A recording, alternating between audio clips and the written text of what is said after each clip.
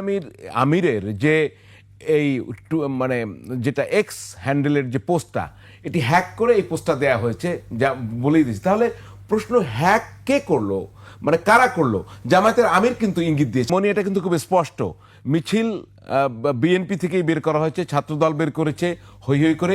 উনি কিন্তু স্পষ্ট যেটা করেছেন সেটি হচ্ছে তারাই এটি করেছে। এর আগে কিন্তু মানে সহকারী সেক্রেটারি জেনারেল এটাও বলেছেন জামায়াতের, যে যারা এটি চেয়েছে, যারা মিছিল করেছে তারাই এটা করেছে। আপনারা কিভাবে দায় এড়াবেন? দেখেন, বিএনপির একজন লেখক আপনি চিনেন নিশ্চয়ই, একে ওয়াহিদুজ্জামান, উনি লিখেছেন ওই এক্স অ্যাকাউন্টটিতে প্রো এক্স সাবেক টুইট ডেক ব্যবহার করে কয়েকজন অ্যাডমিন যোগ করা ছিল।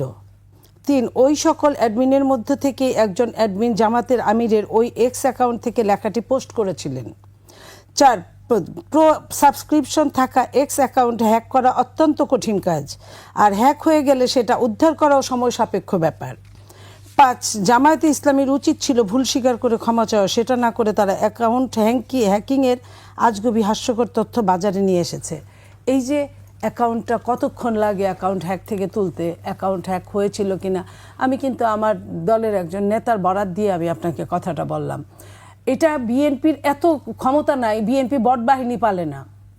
যারা আইটি সেক্টরে কারি কারি টাকা ঢালছে, হাজার লক্ষ লক্ষ হাজার হাজার সিম তারা এক্সট্রা ইউজ করছে, যাকে তাকে আপনার সাইবার বুলিং এর শিকার করছে, যেটা যা ইচ্ছা তাই করছে এই সাইবারের মধ্যে।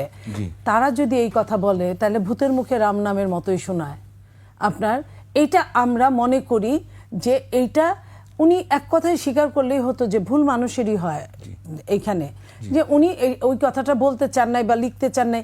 আপনার মনে আছে যে মাহফুজ সাহেব, আমি শেষ করে দিচ্ছি, মাহফুজ সাহেব তো কত কথা লেখেন, আমরা উপদেষ্টাদের দুই একজন উপদেষ্টা লেখা দেখতাম, কতক্ষণ পরে আবার মুছে ফেলতো, কতক্ষণ পরে পুরাটাই মুছে ফেলতো। একই সঙ্গে আপনার কি মনে হয়, আপনি একটু আগেই বলছিলেন যে এটা কি একটা পলিটিক্যালি ডিবেট হচ্ছে, ঘায়াল করার ডিবেট হচ্ছে এই মুহূর্তে?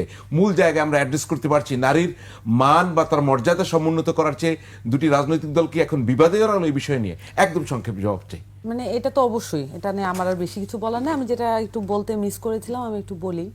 ইসলামের যে আপনি কোরআন যেভাবে পড়বেন, আরবি পড়ার একটা, আমি যতটুকু জানি ততটুকু বলি, প্রত্যেকটা আরবি ওয়ার্ডের মূল রুট আছে, আরবি রুট আছে। সো যে শব্দটা, আমি যদি ভুল করে না থাকি, আপা যে আয়াতটা মানে রিসাইট করেছেন, সেখানে কওয়ামুন, কওয়ামুন তো মূল রুটটা হচ্ছে কাফ ওয়াও মিম। তাহলে কাফ ওয়াও মিম, এই মূল রুট থেকে কিন্তু অসংখ্য শব্দ এসেছে। আপনি যখন মূল রুটের শব্দটা জানবেন, তখন হচ্ছে আপনি ওই শব্দের সঠিক মিনিং এটা আপনি বুঝতে পারবেন। কখনো এমন হতে পারে ওই শব্দের সঠিক মিনিং বা ট্রান্সলেশন অন্য আরেকটা ভাষায় নাও থাকতে পারে। আমরা কোনো শব্দের যখন অনুবাদ করি, যেমন এখানে পরিচালক অনুবাদটা এসেছে, এটার কিন্তু অল্টারনেটিভ অনেক অনুবাদ থাকতে পারে।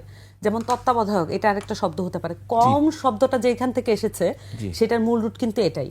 সো আমার কাছে মনে হয় যে আপনি যেটা প্রশ্ন করেছেন, এটা উত্তর আমি দিয়েছি আগে, আমি আর দিলাম না। এই বিষয়গুলো কোরআনের আয়াতের অনুবাদের ক্ষেত্রে অবশ্যই আমাদেরকে মূল রুটকে মাথায় রাখা। অসংখ্য ধন্যবাদ সামান্থা শারমিন।